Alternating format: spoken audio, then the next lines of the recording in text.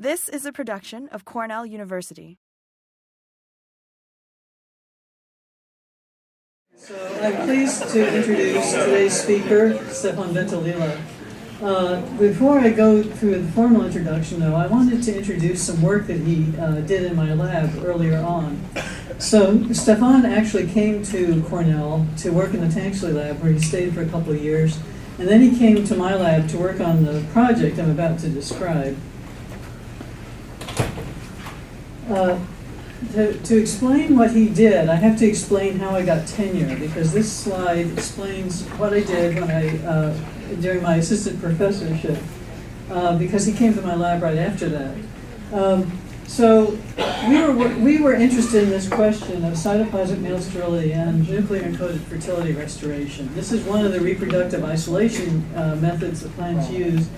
At the time I was an assistant professor, we didn't actually know what cytoplasmic genome was encoding this trait of cytoplasmic male sterility, whether it was chloroplast or mitochondria. We didn't know what gene was doing this, and we also didn't know anything about this nuclear-encoded fertility restoration gene that could restore the pollen development to this plant.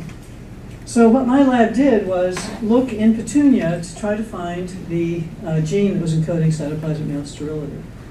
So if you have a fertile line with the recessive allele of the RF gene, it's fertile. If you have a recessive allele with the CMS cytoplasm, it's sterile. You can see the lack of pollen development in the middle one. And then if you have one copy of the fertility restorer, you get a normal fertile plant.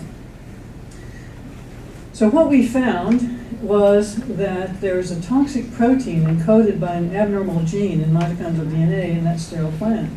And the RF allele prevents the expression of this toxic protein. So that's what we knew, and that's how I got tenure, was that finding. But then when I came here and Stephane joined the lab, we wanted to find out what the RF gene was. At that time, we didn't know what RF genes were.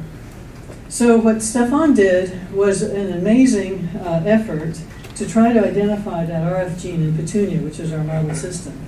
At the time, there was no genome for petunia. There was no high-throughput sequencing. There were almost no genetic resources. So Stephane had to develop those all from scratch, including a buyback library, all the markers. And after an effort that took 3 successive 2-year USDA grants, he was able to figure out what the RF gene encoded. He found that it encoded a pentotrichopeptide repeat protein. This was the founding member of this protein family for these restorers. And it's now known that most restorer genes in plants are PPR, so-called PPR proteins. You'll be hearing more about them in today's seminar, because in organelles it's a small world. But it's now known, these proteins are now known to be a large family of RNA binding proteins that control organelle gene expression, and this protein turns off the expression of that toxic gene and that toxic protein.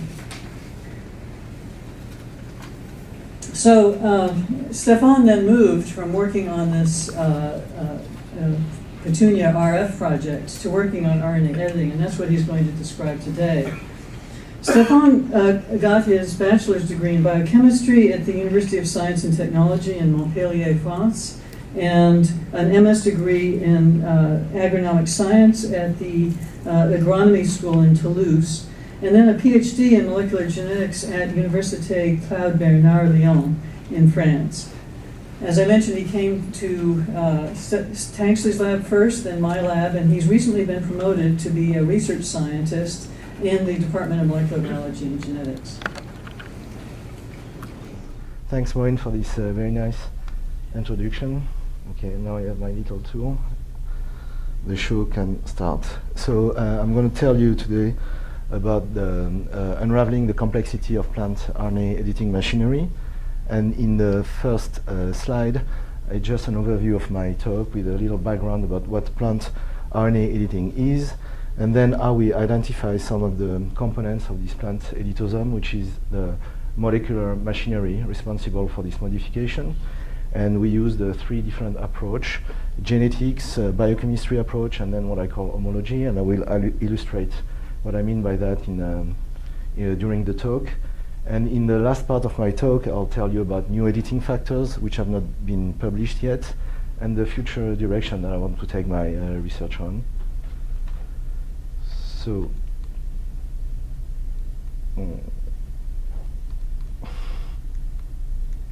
it's blocked. Oh, it's locked because I'm not using the right one. Okay. So RNA editing is a common type of RNA processing, and it occurs in many species under very different mechanisms. So it happens in virus, trypanosome, squid, plant, which is going to be the topic of my talk today, and even us human being. In plant, it's a post-transcriptional modification. Some transcripts see their cytidine being modified to uridine, and this is restricted to only the organelle genome. So here the Arabidopsis is the plant model I'm working on, and so in the chloroplast about 40 Cs are modified to uridine, and in mitochondria it's the same phenomenon, except it's much more frequent. Over 600 Cs are modified to uridine in the mitochondrial genome. And the reaction that is responsible for this is deamination, where the amino acid here is in the cytidine is replaced by a keto group, and thus the cytidine is modified to a uridine. So very often people are wondering why plants edit, and so in plants, in the plant world, this is a corrective mechanism that allows the plant to have a functional protein. Because the amino acid after editing is actually encodes a more conserved amino acid, and also it can create start or stop codon. And here I give you an example of a plastid transcript NDHD, where the start codon in the ACG, so it's not a start codon, but upon editing the C is modified to a uridine, and thus a start codon is created. And that allows, of course, the protein to be translated. So this is an important mechanism for plant development, because no editing, no start codon, no protein. And so the loss of editing really results in many different and various phenotypes depending on where it occurs. So here in this example, this is an editing mutant which is unable to edit a specific C on a transcript that encodes the plastid RNA polymerase. And as a result, this mutant, you can see, is virescent and is not autotroph and has to be grown on a sucrose medium. But in our favorite mutant in the lab, so this mutant plant is unable to edit the specific C on the ACCD plastid transcript, and you can see that there's no obvious phenotype associated with this defect in editing compared to the wild type. And here I give another example, and this is a mitochondrial mutant in editing. So this little plant is unable to edit 2 Cs on transcript that encodes a small ribosomal protein, and as a result there's a translational defect, and so this plant shows obviously a slow growth phenotype. And then when the defect in editing occurs in very important position in the essential gene, it's embryolethal. The plant is not able to make it. So I told you in the introduction that not all the Cs are edited to uridine. There's a specificity. Only 40 Cs are edited in a plastid, and around 600. So definitely not all the Cs are edited. And so this specificity is really dependent upon 2 elements. First, there's a cis element, which is a small ribonucleotide sequence, which is upstream of the Cs to be edited. And so in this little figure, I show that these Cs don't have the cis element, so they won't be edited. This C possess this cis element, and so it will be modified to a uridine. But that's only a part of the equation. The other, obviously, is a transfactor that's going to recognize the cis element, bind to the cis element, and then process the C and modify it to a uridine. And so in this complicated slide that was done some time ago by a postdoc in the lab, Charles, this slide showed that this transfactor that we call plant editosome is actually a small protein complex. So what Charles did, he extracts protein from chloroplast and then size fractionated them on a size exclusion chromatography. And so this is all the fraction from the big one to the small one. And then he assay each fraction for editing activity. And so I don't want to go into detail into the assay. It just, for you to understand, is that these bands, the more intense is this band and the more active for editing is the fraction. And so this band, the number 13, is the most is where the band is the most intense. Here is the just quantification of this band, and this band is again comprised between 200 and 400 kilodalton, thus demonstrating that this plant editosome is a small protein complex. And so the game in the lab was trying to find the components of this plant editosome, and because I'm a geneticist, at that time I was working on CMS, but I also developed this as a side project, and these are different association of Arabidopsis shot from above, and the point of this slide is just to show you how diverse these plants are in the size and the morphology of their rosette leaves. And so looking at this plant, I thought that maybe also they were differing in the way they edit their seeds. And actually that was a good guess, otherwise I won't talk about it. And so with a previous, that was years ago, over 10 years ago, with a postdoc in the lab, Anne-Laure Châtaignier, we studied this particular transcript CCB206, which is called also CCNB. And we were interested, and we focused on this transcript because it's the transcript that possessed the highest number of edited seeds. There's about 40 seeds that are edited. So in one experiment, we could potentially look for difference between these two widely used accession, Landsberg and Columbia, at 40 positions along the transcript. And here is an electrophotogram, and you can see that this position, the Columbia, is more edited than the Erecta because the T peak is higher in Columbia than it is in Landsberg Erecta. And once you have a difference in parental accession, that's almost the end of the story. Not really, but in Arabidopsis, because then you can use many genetic resources. Other people have crossed these two guys, and so you can use the progeny to study the segregation of this differential extent in the progeny. And that's what we did several times. And here I just show you an example. So we found that one of the genes controlling this differential editing extent was actually in this area, which is on chromosome 2. And with Walter Knight, who was an undergrad doing on-off thesis with me, what Walter did, he screened many hundreds of progeny coming from the cross between Landsberg and Columbia. And these are these progeny, this plant, and they are recombinant because they have inherited part of their genome from, I'm going to try so to shake, from Landsberg in blue and part from Columbia in red. And then what Walter did, he assayed the editing extent of all this progeny, this recombinant plant. And so again, if they were edited like Columbia, they were red, like Erecta, blue. And then it's an easy regression of the phenotype and the genotype. You just have to look at matching colors.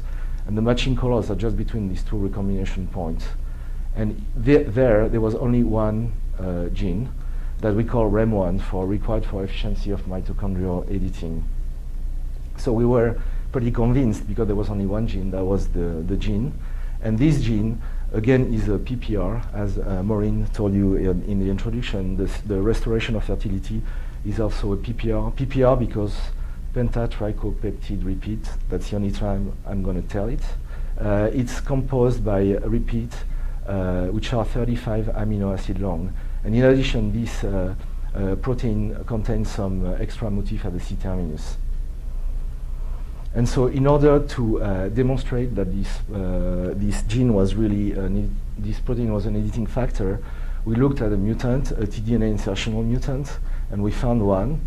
And then we compared the level of editing extent in the homozygous mutant which had the tDNA, which disrupt the expression of this gene, and the homozygous wild type. And yes, there was a significant difference in the level of editing extent for this particular site, thus demonstrating that REM1 was really the editing factor recognizing this mitochondrial site. So that illustrates the genetic approach, which was pretty cumbersome. So here, so we're going to build up the model as a puzzle. So this PPR protein, and I don't have time to show you the evidence, but they are the ones that are the recognition factor. They recognize the cis element and bind to it. And they are found both in the chloroplast and in the mitochondrial editosome. But there are other components, because I told you at the very beginning that we knew that this editosome is about 200 and 400 kilodalton, and the size of the PPR is way below that. So we knew that there were other components. And so the way we decided to chase these components, and that's a work that I did in collaboration with Wade Eller, who used to be a BCMB student in the lab. So what Wade did, he put a flag on one of our favorite PPR recognition factor called RARE1, and then using antibody against this RARE1, he was able to immunoprecipitate the whole complex. And then with the collaboration with the Van Wyck lab, we were able to identify one of the components of this complex as being RIP1 for RNA editing factor interacting protein 1. And so because this RIP1 was a member of this complex, obviously we wanted to know whether it was also an editing factor. And so as usual, we looked at tDNA mutant, and we found two. One which was in this intron, and as I told you before, obviously this protein, this gene is essential gene because we were unable to recover homozygous mutants for this mutant. But luckily for us, we had also tDNA inserted in the promoter, and we were able to recover homozygous mutant. And you can see that this plant is very affected in its development. And then by using bulk sequencing, we analyzed all the editome, meaning all the edited Cs in the chloroplast, of the plastid, and in the mitochondria. And what we found was that this mutant was affected in about a third of this plastid editing site, meaning that the level of editing in the mutant for this site was much reduced compared to the wild type. But more importantly, about 3/4 of the site in the mitochondria were affected. And about 100 was really, the level of editing was not even detectable by bulk sequencing. It was gone.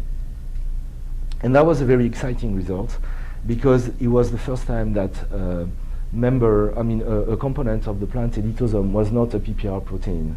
RIP1 is not a PPR protein. So then we wanted to know, because the PPR, I told you, recognize and bind the RNA. So we were wondering how the specificity work for RIP1 towards its targets, because it doesn't affect all the Cs, many Cs, but not all of them. And that was a work that was done by Tao Sun, who was a previous plant bio grad student working in the lab. And what Tao showed by using His2 hybrid, that actually the recognition of RIP1 for its target was mediated through its interaction with the recognition factor. And so in order to make you understand what I just said, I have this little animation where here you can see that in the chloroplast, Tao showed that RARE1 interacts with RIP1. Sorry, RIP1 interacts with RARE1. It also interacts with another recognition factor called CR28. I'm not responsible for all this name. But then RIP1 doesn't interact with CR21. And so when in the mutant, RIP1 is not there anymore, or is very reduced, and then only the site that for which RIP1 interacts with the recognition factor are affected in the mutant. The sites for which RIP1 doesn't interact with the recognition factor don't see their editing level affected in the mutant.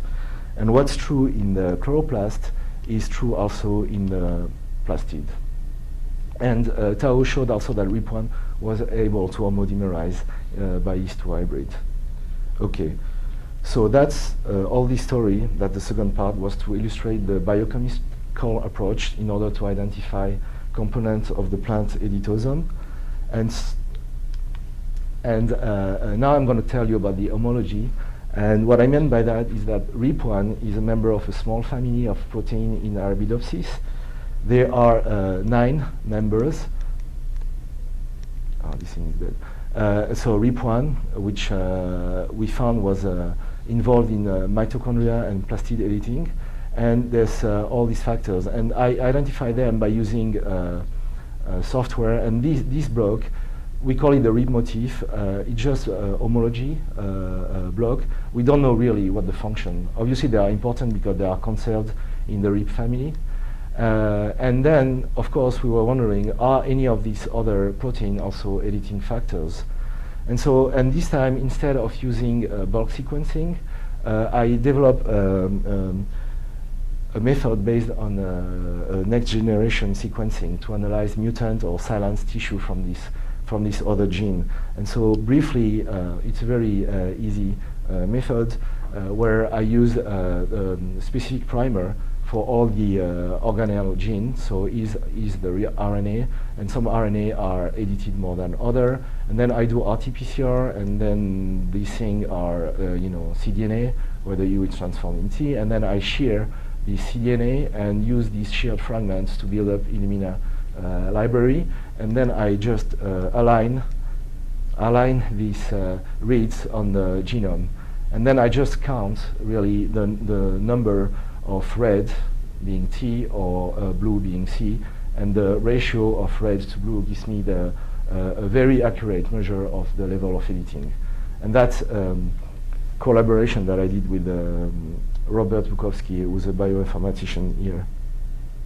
So I use this method to analyze the mutants and silenced tissue in this other member, and I found that RIP2 and RIP9 were plastid editing factor, while RIP3 and RIP8 were mitochondrial editing factor. But also, using this motif to integrate the database, I found that there was this weird protein that we called ORM1 for organelle RNA recognition motif containing protein 1. And it's a weird one because it has a duplicated RIP-RIP domain, which is also truncated. You can see that some of the blocks are missing. And in addition, it has a motif at this C terminus, which is called RN for RNA recognition motif. And so we were, of course, interested to know whether this ORM1 also was an editing factor. And so, as usual, we looked at the tDNA mutant in the first exon, and so you can see that this plant is really morphologically okay.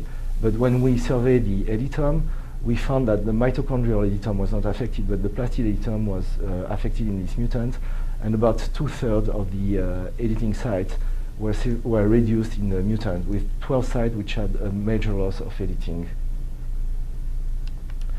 And again, we were interested, so I told you, I don't know if you remember, but this protein here has two parts, a RIP-RIP, that's how we identified it, and the RRM, and we were curious to know which part is important for the editing ability of this protein.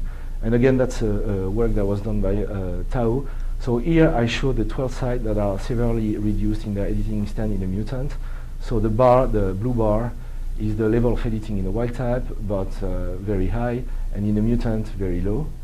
And so what Tao did was to transiently transform protoplasm for the mutant, first with the RIP-RIP domain, and when he did that, nothing really happened. And when he did the same experiment with the RM, he was able to complement most of the sites, at least partially. And so that was and to our surprise, actually, because we were expecting more the RIP-RIP to be involved in editing, because that's how we identified this protein. But actually, to our surprise, it's the RNA part of this protein that was responsible for the editing ability of this protein.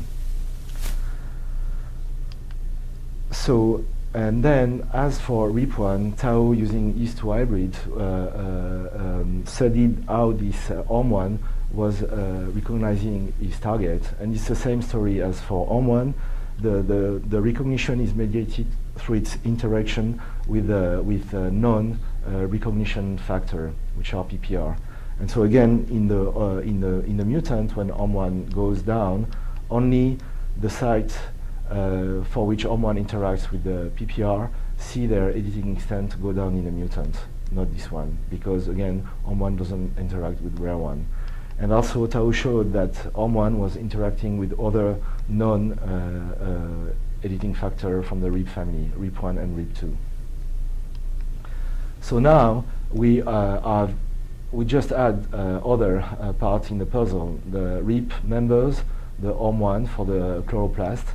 And if I put OM1 touching the RNA in this model, it's because with collaboration with the Barkham lab, I've shown that this OM1 has some specificity for the RNA target.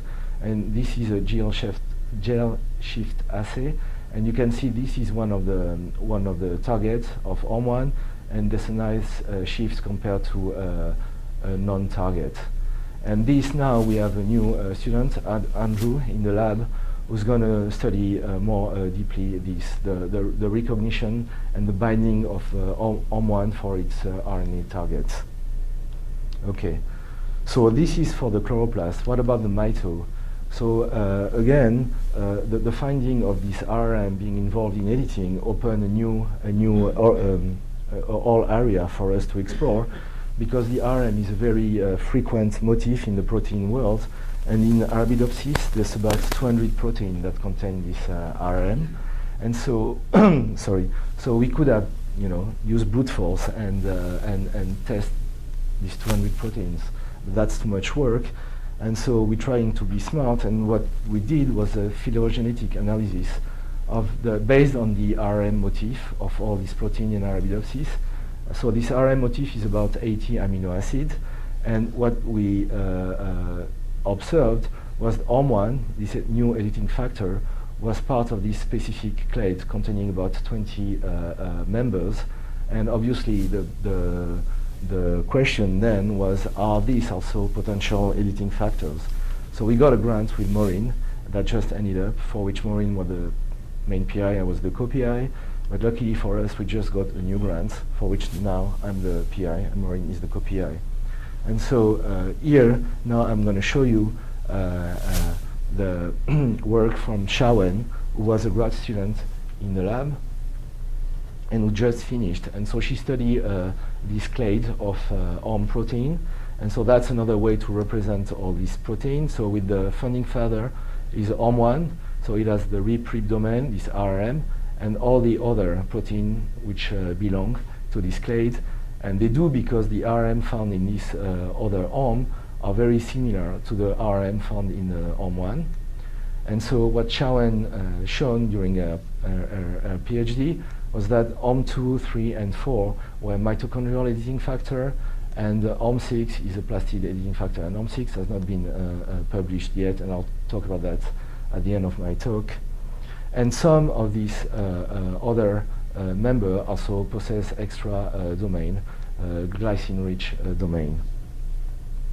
So here I'm just going to show you an example of Shawen work. Again, same story. She how to demonstrate that OM3 was a mitochondrial editing factor. She looked at the mutant, and she got a mutant in this exon, and then she compared the level of editing in mitochondrial site. Actually, this OM3 is involved in the control of editing of 20% of the mitochondrial site, over 100 sites. But here I just show only 2. So here is the level of editing extent in the wild type, in green, and in magenta in the mutant. And you can see there's a very significant difference level of editing extent between the wild type and the mutant. And the same is true for this other site. Then what Shawen did was to complement these mutants by putting functional OM3 under the control of 35S promoter, and you can see that she was able to restore the level of editing and increase it very significantly when compared to the mutant. The level of editing goes from around 40% for this site to about 85 to 90% in the transgenic plant. And then we were wondering, I told you that for ORM1, what was important was the RM motif and not the reprep. And ORM3 has two motifs, as the RM and the glycine-rich motif, or domain, sorry. And then we, of course, were wondering whether it was the same story as for ORM1, whether it was the RM domain or the glycine-rich domain that was important for the editing ability of this protein. And so what Sharon did was to, again, so here's the mutant for a specific site, and it's low edited, about 15%. When Sharon put the whole full-length ORM3, she's able to restore the editing level to 45%. And when she used only the RM, again, she's able to significantly increase the level of editing extent. Thus, again, demonstrating that what's important for the editing ability of this protein is the RM motif. Okay, and then, as usual, she was interested to know whether these new editing factors was part of the editosome and was interacting with other non-editing factor. And here I just show you an example. She used biopsy for bimolecular fluorescence complementation, and so she put half of fluorophore on each part of the protein that she wants to study the interaction on and in this case RIP1, and if they interact, then it will bring the two parts close enough so that they are able to fluoresce. And so then she did that in ecocyanar. And this is a negative control, so these are, in red are the autofluorescence from the chloroplast, from the chlorophyll. And here is a close-up. You can see that this nice spot fluorescence when she did this experiment, demonstrating that ORM3 and RIP1 can interact in planta. So now what's true for chloroplast is true also for mitochondria. So you have PPR, you have RIP, and you have also ORM. Okay. And then there's still an interrogation mark here, as you can see. And so and that was a work done again by Tao. He did he used the same strategy as Wade did, but he put a flag on the ORM1 and immunoprecipitated it. And then again with a collaboration with Klaas van Wyk, and we determined by mass spectrometry that one of these protein that was pulled down with ORM1 was OZ1. OZ1 for organelle zinc finger 1, because this protein contained a zinc finger motif. And because OZ1 was immunoprecipitated with ORM1, again we were wondering whether OZ1 was an editing factor, and as usual we looked at the tDNA insertional mutant, and this time, unlike ORM1, this mutant is not very happy. That's the mutant here, so it's albino, it's small, and it has to be grown on sucrose medium. And when we looked at the editome of this mutant, what we found is that the majority of the plastid editing sites were affected in this mutant. And because this OZ1 was identified through its interaction with ORM1, we were wondering whether there was overlap in the site under the control of these two editing factors. And yes, actually the majority of the site, 21, see their editing extent severely affected in both the ORM1 and the OZ1 mutant. So OZ1 belongs to a small family of protein. There's 4 members. And again, this is a little diagram of how they look like with the homology block. And the only really non-motif is, as I told before, is a zinc finger motif in this light blue turquoise. OZ1 possesses 2 of these zinc finger motifs. OZ1. OZ2 has 2, OZ3 3, and OZ4 4. And then, of course, the obvious question to ask, because he worked for RIP, he works for ORM, are these other members also editing factors? So now I hope I convince you that the plant editosome are complex protein, small but complex, which contain several protein. So and that also they contain the same protein in both the mitochondria editosome and the chloroplast. PPR, which are the recognition factor that bind to the target, RIP, ORM and OZ. OZ has been just demonstrated in the chloroplast editosome, not yet in the mitochondria. Okay, so now in the last part of my talk, I'm going to tell you about a new plastid editing factor, ORM6. Yes, and ORM6 actually has the from the start, we had a strong presumption that this was also an editing factor because the RM found in this protein is the most similar to ORM1. So again, what we did was to study editing mutant, tDNA, insertional mutant, and when we used STS-PCR-seq, this next generation based approach to study the editome of this mutant, we found that there was no mitochondrial editing defect, but there was plastid editing defect. So again, here in green is a level of editing extent in the wild type, in magenta, in the mutant for this particular protein, ORM6. And you can see that there's a strong reduction of editing extent for this site, ACCD, from 100% it goes to 30%, even more pronounced for this site, PSBF 77, for which the editing goes from 100% to 5%. And here it's just to show you that it's not affecting this other site, for which there's the same level of editing extent in the wild type and in the mutant. And it is another way to represent the reduction. It's the difference reported to the value of the wild type. So you can see that the site that experienced the most drastic reduction is this site on PSBF. So as we were, and these mutants are show a slow growth phenotype and also a defect in their photosynthetic efficiency. And so as we were working on these mutants, actually we found out that another group was working on this mutant, Yan Lu, and but she's a photosynthetic person, so she did not use the same screen to identify this mutant, and that's her work. Basically, this weird fluorescence shows that this mutant is affected in this photosynthetic efficiency. Again, Shawen showed that ORM6 was part of this plastid editosome by studying its interaction with non-editing factors by FC.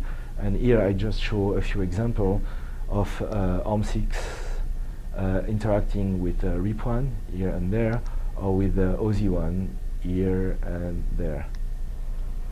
And so I told you that mostly there's two sites which are affected in the mutant, ACCD and PSBF, and there's a phenotype too. And so the question was, which site is responsible for the phenotype? And we had strong presumption that it was the PSBF defect in editing, because we had a mutant in the lab which is affected in the ACCD, and I show you a picture at the very beginning of the talk, and there's no phenotype associated with these mutants. So in order to demonstrate that the PSBF defect in editing was responsible for this phenotype, small growth and photosynthetic deficiency, what Yan did was a pretty cool experiment. She took PSBF and with a T genomically encoded, and she transformed a plant, the mutant, and so you can see here it's translated, and here in green is the transit peptide that allows the protein to go in the chloroplast, and again this red meaning that this protein is already edited.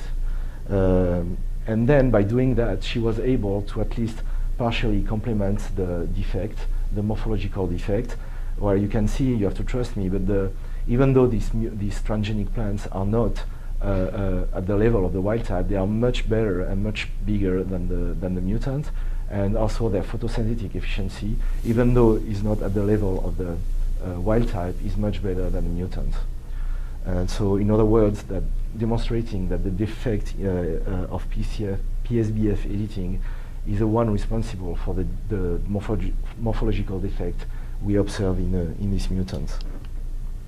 So, in summary, I hope that today I convince you that the plant editosome is complex and contains at least 4 protein families for the plastid. So the PPR, which are the recognition, okay, this thing is gone, sorry. The PPR, the RIPs, which are also called MORS, the ORMs and the O's, but only 3 protein families have been identified so far in the mitochondrial editosome, and they are the same, the PPR, the morph, or RIPS, and the ORMs. Also, the plant editosome is really diverse in its composition, not only in the PPR that they contain, because the PPR differ for every site, because they are really the recognition factor, but also in regards to these other components, the ORM or the RIP.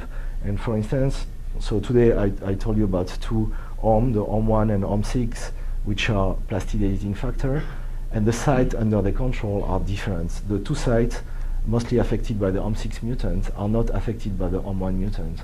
So in other words, they are editosome, plastid editosome that contain ORM1 and other that contain ORM6, depending on which site they're gonna modify. And ORM6 is a unusual ORM protein because it really recognizes a very small number of targets, only really 2, mostly 2, when all the other ORM, be plastid or mitochondrial, really recognize and affect many sites.